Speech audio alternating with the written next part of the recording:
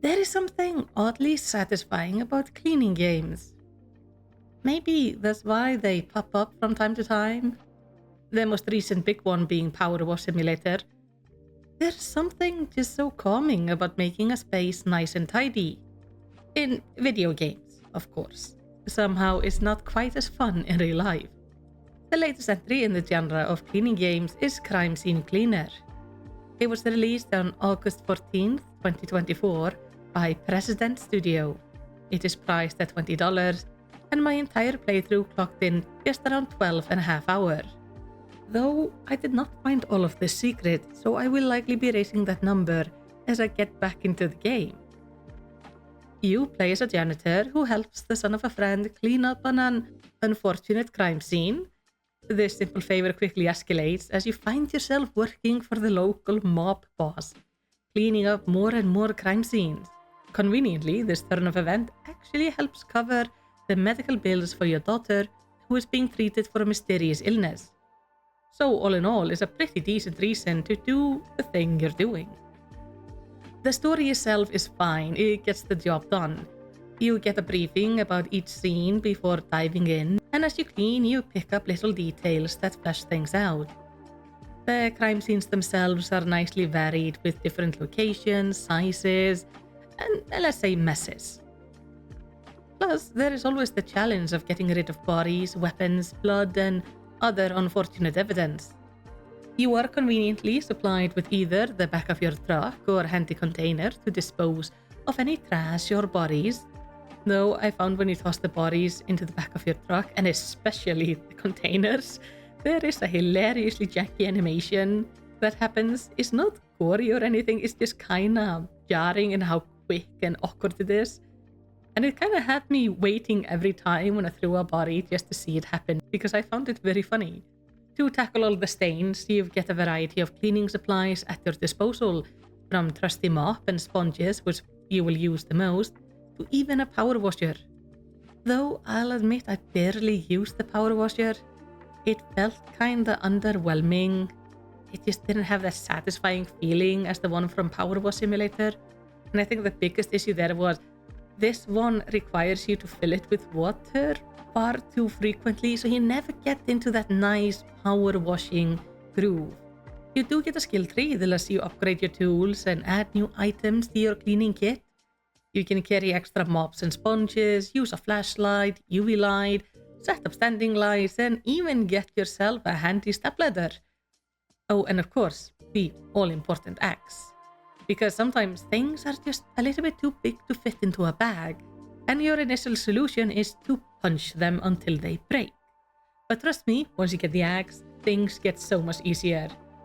And if you look around for some secrets, you might find something even more fun to chop things up with. As you clean the scenes, you earn money, which determines how quickly you can unlock perks.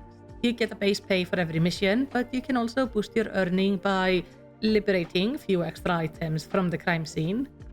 There's no penalty for stealing because what are they gonna do? So part of the fun is figuring out how much you can swipe from each area and trying to find all the little extra things that you can take with you. And as money equates to experience, the more you take, the more you can level up. Each level has some secrets to find and music tapes to collect. These tapes allow you to switch up the in-game music, and the secrets are kinda neat.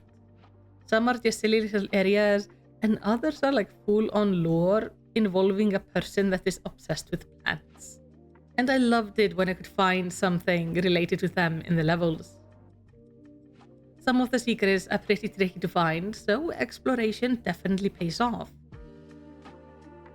Between the missions, you return to your home, which starts out pretty messy, but gets cleaned up over time as the story progresses. I was though a little disappointed that I did not get to clean my own house. The game handles that for you between chapters, and while it is cool to walk around and see what has changed, I kinda wish I could have done at least some of the tidying myself. It was the first thing I tried to do as I entered the house, and I was disappointed to find I could not. There is also a dog at home. You can pet him, and your janitor has some amusing dialogue when he does, which always made me smile. As for performance, the game ran really well. I was a bit concerned after trying the demo earlier in the summer, but the final release was pretty smooth. Outside of the occasional corpses getting stuck in objects when I threw them around. It didn't affect the gameplay at all though, because I could always pick up the body again, and it had me laughing a few times when a body was just freaking out, because it didn't know quite how to deal with the collision it had found itself in. On the accessibility front, the game has a solid FOV slider and the option to turn off head bobbing, which meant no motion sickness for me, which is always nice. There are also some great control toggles, like being able to choose between holding a button to crouch or just toggling it. I love little options like this because they make the game just more pleasant to play. Overall, Crime Scene Cleaner is a solid, satisfying game that delivers exactly what it promises. The variety in crime scenes and the hidden secrets are a lot of fun to discover. It is a perfect game to chill with while watching something on a second monitor, or at least that's how I like to play games like this. If there is one thing I could ask for, it would be a before and after shot of the crime scenes. I find those super satisfying in cleaning games, but is far from a deal breaker.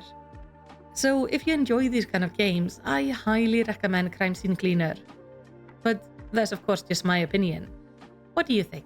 Have you tried Crime Scene Cleaner, or does it sound like something you would want to play? Let's chat about it in the comments. And while you're down there, do the good YouTube stuff.